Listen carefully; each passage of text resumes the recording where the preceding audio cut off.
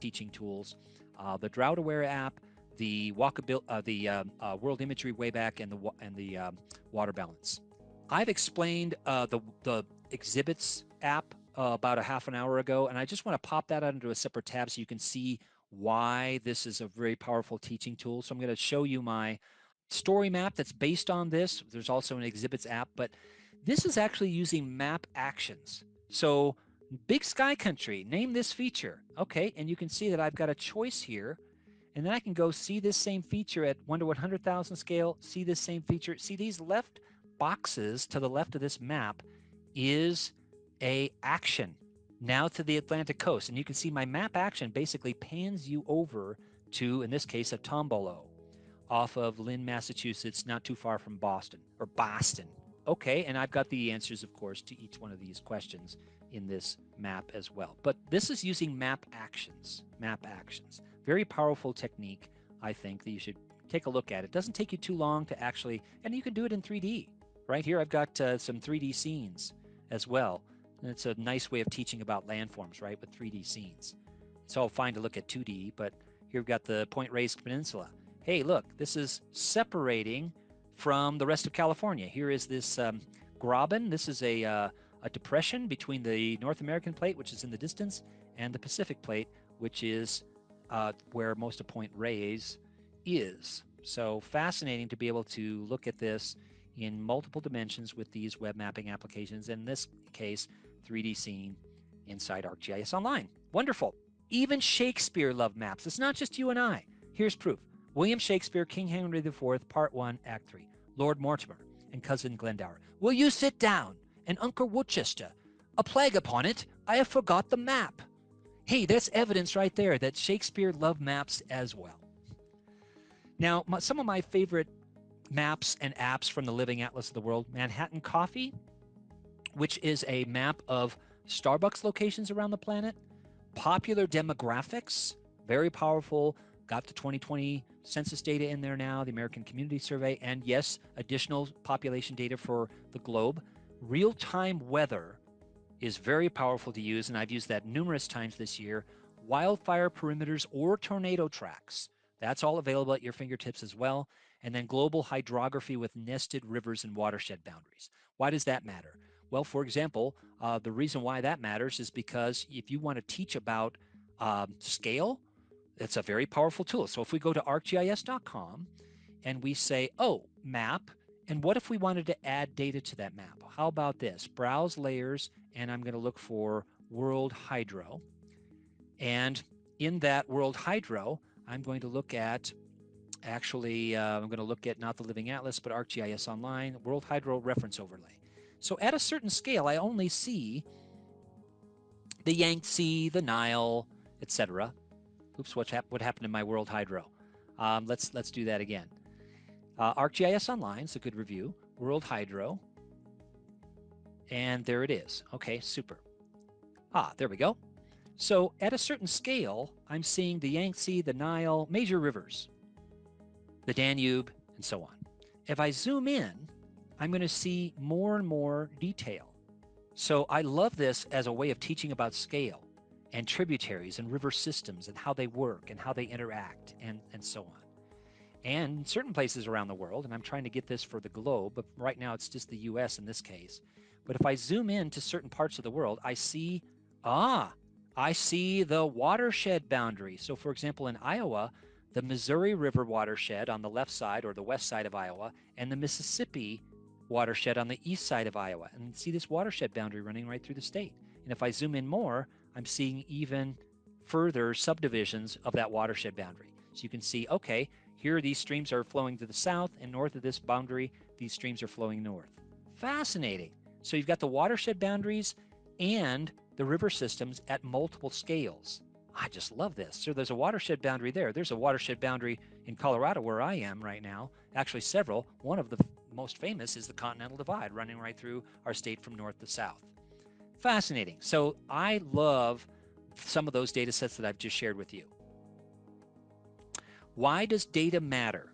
One of the things that I wanted to do in this GIS Day workshop with you all is to get you thinking about some of the important initiatives that have happened in the last year. One of which is there's a rise in awareness and teaching of ethical issues surrounding geotechnologies, ethical issues surrounding geotechnologies. And so there's a couple of initiatives that have produced resources for you and I to use as educators. One of which is the Map Maker's Mantra. The Map Maker's Mantra.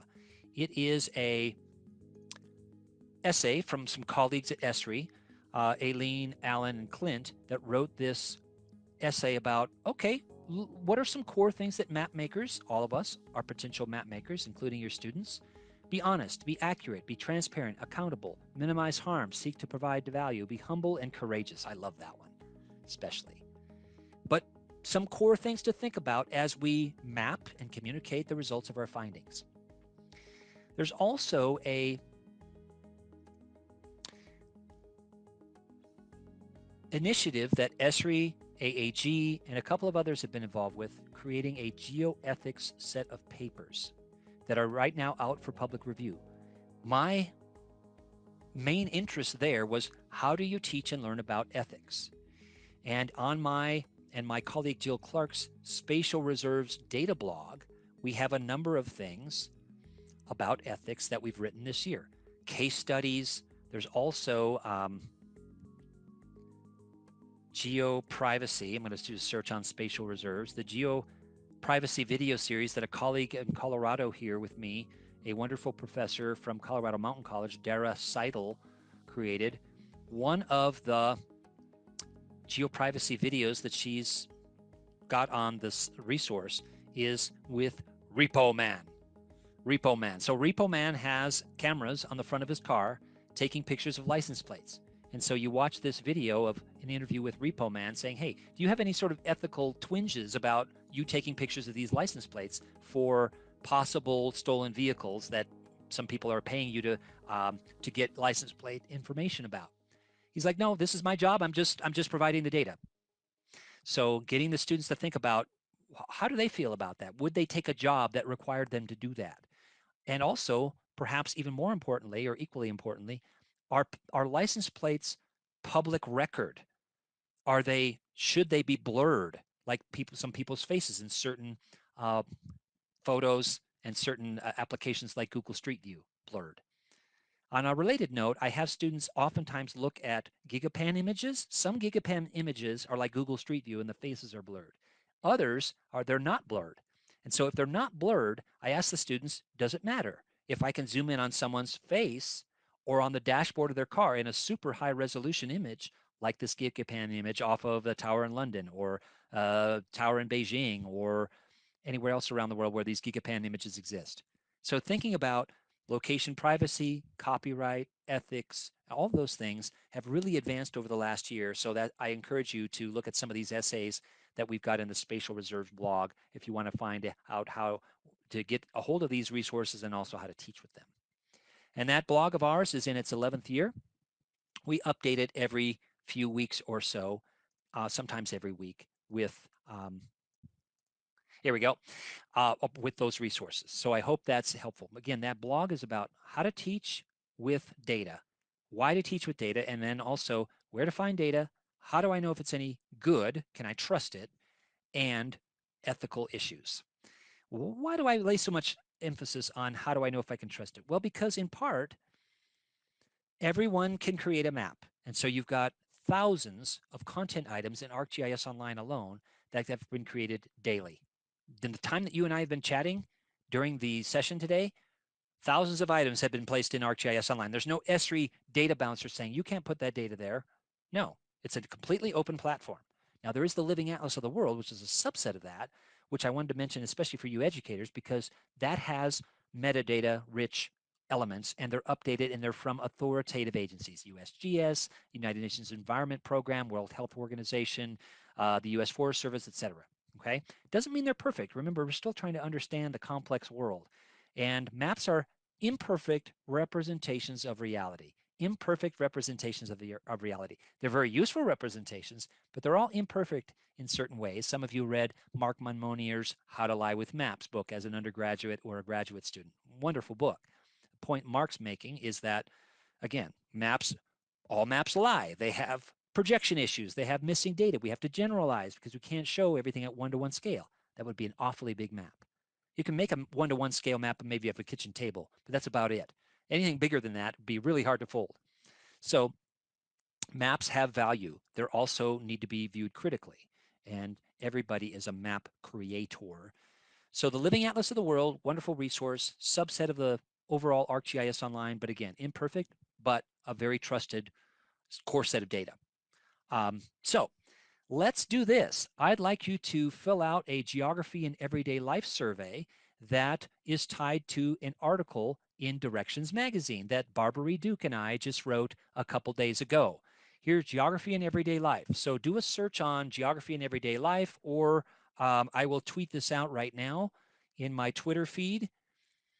And that way you can actually just pull up my Twitter page and not have to figure out what this URL is. So let me go ahead and tweet this out. Geography in Everyday Life.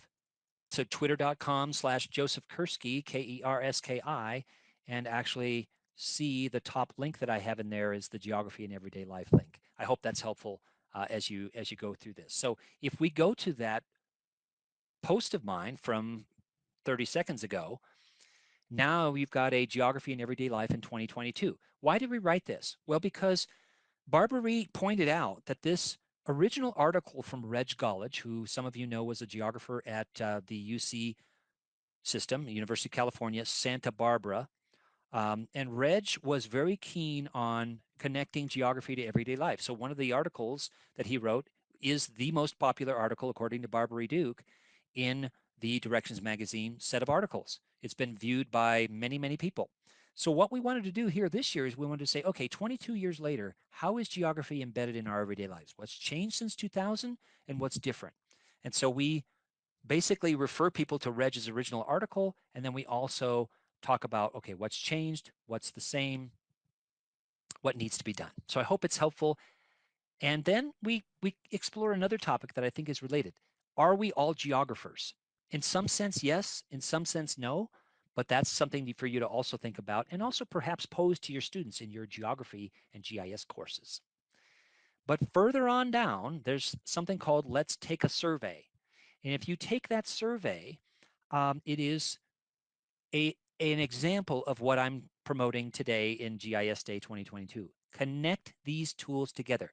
Connect the surveys to the maps, to the web mapping applications like dashboards and story maps. Very powerful to connect these tools. Now, you and I have tools that are disconnected from everything else, right? You have apps on your phone that do one thing and do them well and they're not connected to anything else. You have computer programs. I've got View, for example, on my computer. It lets me do one-touch photo editing. It's not connected to anything else. It's 4 megabytes in size, so nice and small. It does the things I want it to do, but it's not connected to anything else, and that's fine. But ArcGIS is a platform that has connected apps and maps and tools. And this is an example of that right here. So if you take the survey, again, in this Directions Magazine article, we ask several different questions. When was your last geography course? Okay. Maybe you never had one. That's a choice there. When did you first hear about GIS? Interesting. Educational settings, maybe from a family member. How often do you use a navigation map or app? All Trails, Google Maps, could be an app, could be a fitness app, Runkeeper, Strava, etc.